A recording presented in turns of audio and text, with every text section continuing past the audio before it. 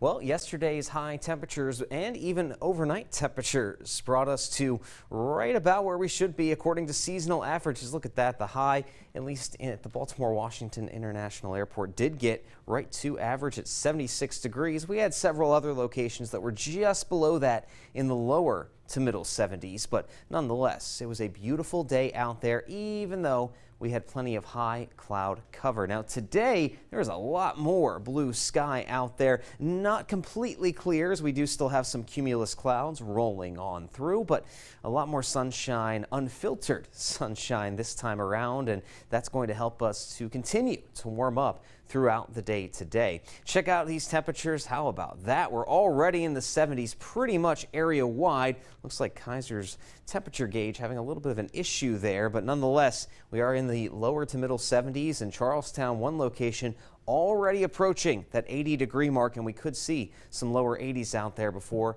the day is done. And here's the setup we've had over the last several days. Again, that high pressure center continues to spin away just off of the east coast. Meanwhile, there is a system over the center of the country that is not budging. This high pressure center is acting to block that, and that is keeping things pretty much locked in place as we go throughout the next few days. So today's going to be very sunny, as well as tomorrow for the most part, and those temperatures will continue to rise as a result. Now we are going to be building enough heat to be near 90 degrees, mostly those upper 80s through the end of the week, and it looks like it is even going to stick around all the way through this upcoming weekend as well. Not going to be cooling off anytime soon, but during that whole rise in temperatures, we're going to be seeing rain chances slowly start to return. Nothing widespread or no soaking rainfall here, but at the very least, we'll have a chance to get some precipitation back in the forecast. So that being said, the big story are those temperatures. We're going to be